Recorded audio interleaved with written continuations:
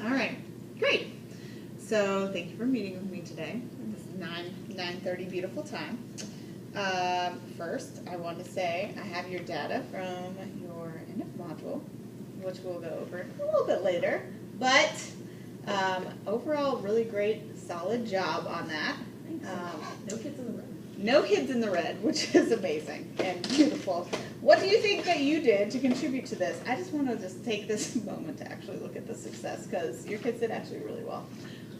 I think part of it had to do with the fact that I'm using anchor charts a lot more, and I'm like referencing them in my class, so that way the kids are like, oh, okay, so like when they have questions like, what's an integer? And I'm like, look, can someone read us the definition of what an integer is? So that way, instead of me just like telling them, they like can make a visual connection.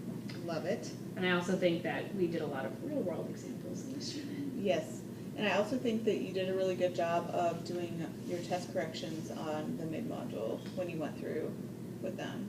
You did, yes. Yeah.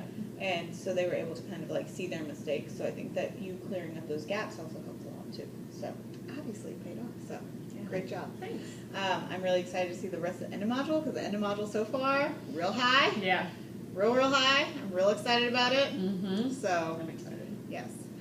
But we're going to talk about this in a minute, because I want to tell you something that also really excites me about it. But I'm just going to save that, because I want to just dive into this one. Yeah. Okay. I do actually want to end on a high note. Okay. So yesterday you taught lesson 1 of module 4, which is very exciting. Yeah. So I know that we already looked at the standard, but just diving into the no's and the do's of your standard. Good old 6 EEA 3. Yeah, we talked about, so really it's applying the properties to variables, so taking their extension of just like number properties and extending them to variables, because they had to do that on parts of the lesson and on the exit ticket. And then so it's really just going back to the commutative and associative properties without actually calling them that. Yes. And we talked about they had to be able to identify properties of operations, they had to be able to model, and they also had to be able to like kind of like fill in, like, so if I add this, the way to undo that is getting, and we're all just kind of circling the idea of inverse operations. Yes. And just using those properties to write equivalent expressions, that this is equal to this because of these properties. Good. Okay.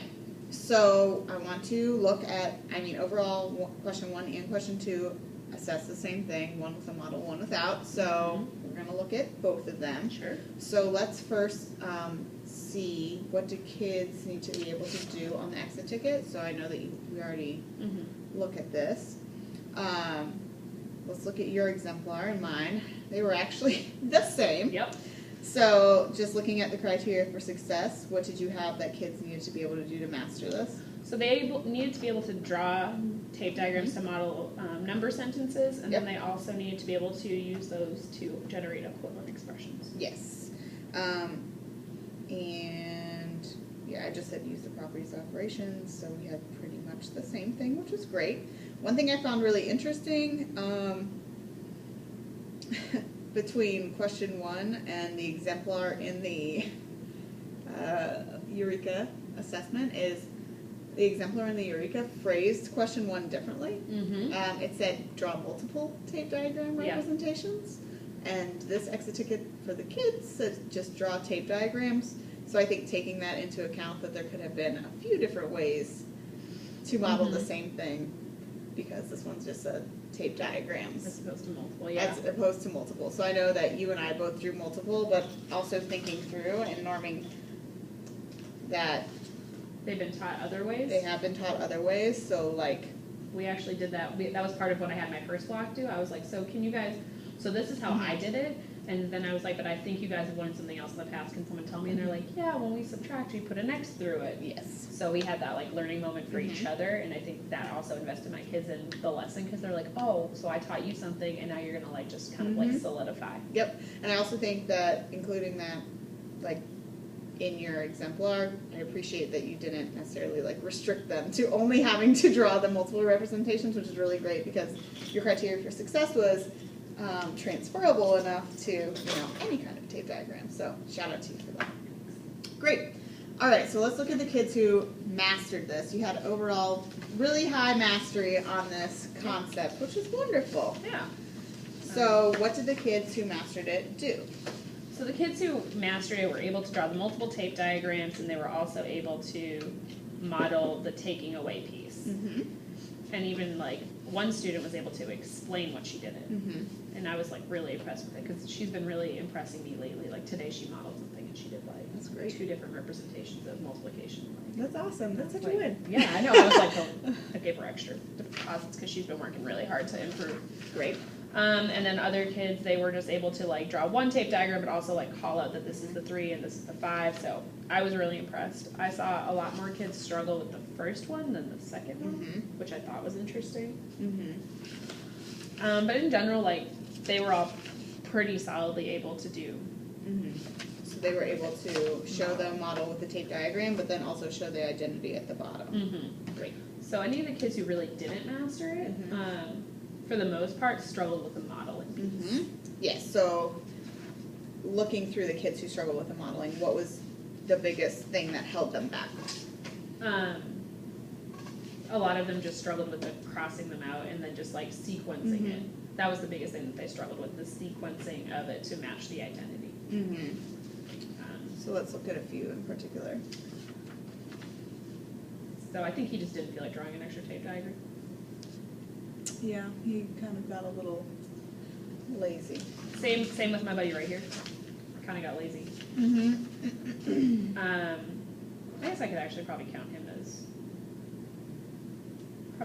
Yeah, and I would also push maybe on Takai's because he did have the 3 and then he added the 5. And even though he didn't cross them out, he scribbled them out. Same thing with like he drew the 8, he scribbled out the 2, he added the 2. So I think that I would move him just because he still modeled his thinking of the identity of like adding the 2, taking the 2 away. You're still left with the 8 at the end. Then you could definitely add Kiana to the master file. So then this is the only one. This was the only one then that I really saw. Well, these 3 were the ones I saw that didn't. And she just kind of like drew like one box. Yeah, that's a little weird. But she got it down here. Yeah. So I think, and she looks like she did it there too. 8. And then she crossed out the 5. Do you think that this was like a mistake? Yeah, I feel like maybe that. I'm wondering if the child didn't have an eraser because she also left her work up here. Because this clearly models the identity. This also models the identity. So I feel like yeah, she. I don't know. She didn't ask for one, so. All right, so let's look at our friends here. He missed the beginning part of the lesson, and he is just typically like a lower student. So I'm gonna pull him tomorrow. Okay. Because I'm anticipating tomorrow's lesson to be harder, so I want to like reinforce tomorrow and then circle back around with him. Yes. Jabari. He just. He like actually did the math for the bottom one, and then he just didn't even model the tape diagrams. Yes. Just drew groups of 5 and then crossed 3 out. Yes. So, what do you think the misconception that he had was? He thought we were doing multiplication. Yes. And then, can you pull out Isis's paper? Because I first put hers in the master pile, and then I realized one thing about hers too. Oh, she like didn't bother. She did 8 plus 2. And missed the actual identity piece. Mm-hmm. So you only had like 3 children who missed the modeling piece. They all got the bottom part right, which was great. So they understand the identity piece when written with the variables, which was part of like our criteria was they needed to understand that portion. So we only had 3 students who missed the top part, which was great. Great job on that. Thank you. Very successful. And so thinking through what the biggest misconception is with these 3 students, you already said it, but what is the biggest misconception, the chunk that they're missing? They struggled with the taking away, like the actual, like canceling it out. And it's interesting too because tomorrow when we do the relationship between division and subtraction, we'll get to do something really similar. So I'm wondering if like that alone will hit it, and if it doesn't, I can just pull them later. But yeah, I think just kind of like reinforcing the crossing. Yep. So I'm thinking through, you're going to hit this again with the division and the subtraction, but how can we leverage maybe this work to kind of lead into what they're going to be doing for the division so that this misconception is kind of cleared up? I could even give them this as the do now tomorrow, like a whole class do now, and then go over it just to solidify for everybody. Mhm. So that's what I'm probably going to do with both of these, just pop it up there. Do you think that there would be an opportunity for a guided discourse on, because you do have a lot of kids' work that you could leverage as correct. Yeah. So I like, Could do a guided discourse. and how would you go about that? So I think I would probably pull somebody like, I'm trying to pull a child who doesn't usually get shouted out just to like build their confidence. So like maybe Maria. So I can show her work because she clearly drew 5 plus 3 minus 5, and she like drew the 5, the 3, and then she crossed them out, and then comparing that to these two. Like, Yes. they're pretty similar like levels. So comparing those two, their work. Yes, I think that's actually a really powerful idea. Why do you think it would be more powerful than you just like showing them this? Because they both have the same base model, just one child went the extra step of canceling them out. Cool. So I think that that would be a very easy thing for you to do. This is very, just like to remind them. So the only thing that I want to do is have you kind of write out the questions that you're going to ask to make sure that you're hitting on the things, and then we'll just practice it really fast. And then, I get to see it tomorrow, which I'm really excited about. It is tomorrow, right? Because we bumped everything back. Okay. Everything. Just making sure. Everything's bumped up Okay. which is good because I think next Wednesday I'm also, I want to know your thoughts on doing like a division boot camp. Oh, yes. Give me a division boot camp. Yes, please. So we can just sit down and hash that out. Yes, that would be amazing. Okay, so let's think through. So you have the 2 pieces of student work that you're going to do. So what are some things that both students do well? Yes. So compare. We can even do like a 3-2-1. What are 3 things they do well? What are 2 things that you think that they could improve upon either one? And then what's one question you still have? Do you think that? Or 2-1-1. So I like the idea of you having them compare it first. What do you want them to get out of the comparison? What do you want to hear them say? I'd like them to say that they both drew the models correctly, Okay. and that one student was actually able to model the taking away, Okay. as opposed to the other student, just Yep. because I think that that's like the biggest thing we're missing. So I had something similar as like, what do both students have in common? So the same in common, doing well. And so if a kid says like, they both drew the picture. I'm going to ask them to explain what do you mean by drawing the picture. Okay, great. And then if they said, they both drew 3 plus 5. Okay, so how many boxes should they have in total? And then, so how many should they take away? Which model draws the taking away? Yeah, I think phrasing it as a question of like, does this actually get to our answer of 3?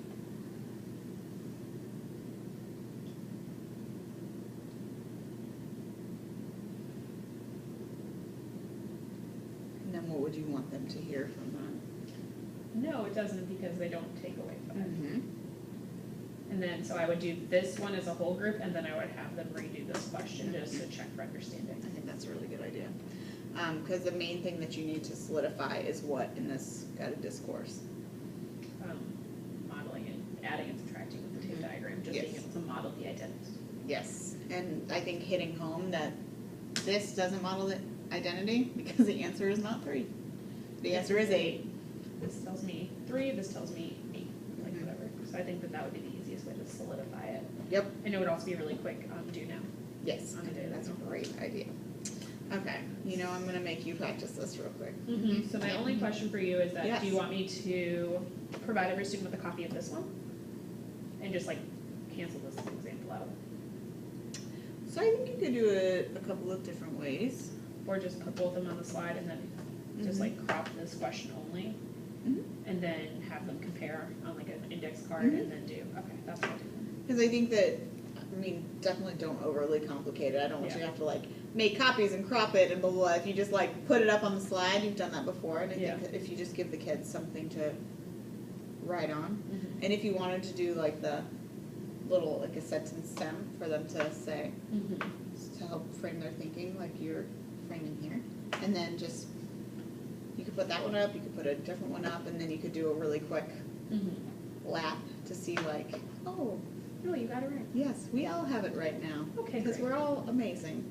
And I know that this skill isn't explicitly tested No. in the mid-module at all, but looking forward, where do you think that it's going to come into play again? When we start solving equations. Yes! I'm so excited, and that's what I keep telling them. And like, I even put a literal equation on the board today to say, like, at the end of 6th grade, you will have the skills to do this. And they were like, "Will we really?" That's amazing, actually. I'm really glad that you're very forward thinking. As a 6th grader, I'd be like, cool. All right, So let's practice this really quickly. Thinking through your questions. I'm gonna pretend to be a child because I enjoy it. we're gonna do it back here. We're gonna go up front. Let's do it.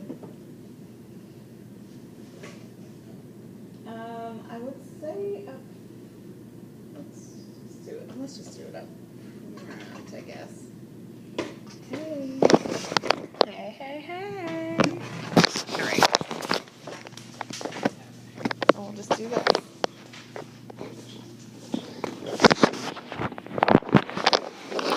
Nope. Alrighty. So, good morning, everybody. Good morning, Miss Riley. Yay. So today we're gonna do a quick review of Monday's exit ticket. I just want to like really hit home a couple of key points.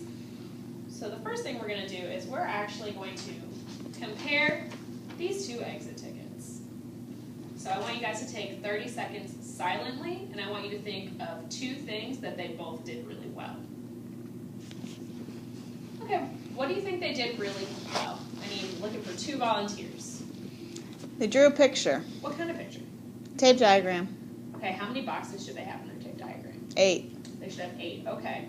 So do both of the models have 8 pieces in their tape diagrams? Some of them have some X's on them. Some of them have X on them. What does the X represent? Takeaway. Take away. So which model actually shows us the identity? I don't know what you mean by that. So which one actually gets us back to our original answer of 3, right? Because one tape diagram shows us 8 and one shows us 3. So Maria's. Maria shows us 3. Mm-hmm. What makes Maria's model different than the other student? She showed the takeaway by crossing them out. Mm-hmm. So when we are talking about an identity, which is when we are starting with one number and we are basically using inverse operations to get back to the original number, we always need to model the taking away. Mm-hmm. So right now. Okay, I'm going to pause you for just a second. So, 2 things. I like how you phrased it as what they did well. I said as an answer that the answer was 8, which was not correct. Yeah. The answer to one of them was 8. So I think that since the point that you're trying to get home is Maria's answer was correct because she showed the takeaway. Mm-hmm. Just maybe saying, what did they both do well? They drew the picture. They both showed 5 plus 3, like listening for those things. Yeah. But maybe adding to our question, like, what did Maria get as her answer? What did, who's the other kid? Isis get as her answer?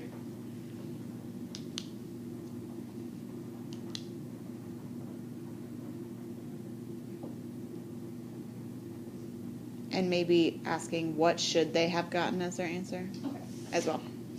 What do you think the difference in phrasing it like that would be versus how you phrased it? Because I think you cleaned it up at the end. Yeah. I think that it'll like get to the point quicker instead of, and like especially on an early release day, I don't want to like waste time, but I also want them to just have like a productive lesson. And I think that if we can draw the comparison out quicker, it'll clear up the misconception, not let them linger. Yes. Or reinforce the misconception. Yes. Good. Okay, try one more time just with you can jump off from like, I'm a kid and I said they drew the boxes. Okay, so what do the boxes show? They show the problem. They show the problem, okay. So how many boxes should each tape diagram have? 8. They should have 5 and then 3 more. And they then should have 5 and 3 more, okay. Minus 3 more. So what did Maria get for her answer? What did Maria's tape diagram show? Good. That was a good phrasing. What did the tape diagram show? Showed she had 3 left at the end. Okay, so she had 3 left at the end. What did Isis's tape diagram show? She had 8 left at the end. What answer should we have gotten? 3. 3. So what did Maria do that Isis did not do? She showed minus 5 when she was supposed to. Yeah, she showed -5 just like the identity problem shows us. ISIS did not show that, right? What could ISIS do to improve her answer? She could take away 5. Mm-hmm. She could put X's in 5 boxes. Awesome. That's all we're looking for. So right now, I'm going to give you guys about 2 minutes to answer these 2 questions, because I'm going to give them 2 just to double check. That one and then a different problem, and... Perfect. You did a much better job that time of enforcing that the identity means that you're adding and then taking away to get to 3. Like, you did a good job of saying, what did she do? She crossed out 5 because it says subtract 5. Yeah. So, okay. Thank you. yeah, you're welcome. All right. Hammer that home. So I definitely think this will help them with the subtraction later, because they will be crossing out a whole bunch of stuff later. Oh, So, I'm excited for equations. yay! All right. So, I'm just gonna, walk over here. Do you have any questions regarding tomorrow's reteach that I'm gonna come in and just a real quick reminder? Yeah. All right. No, I think we're good. I'm excited to see how it goes. Great. Me too.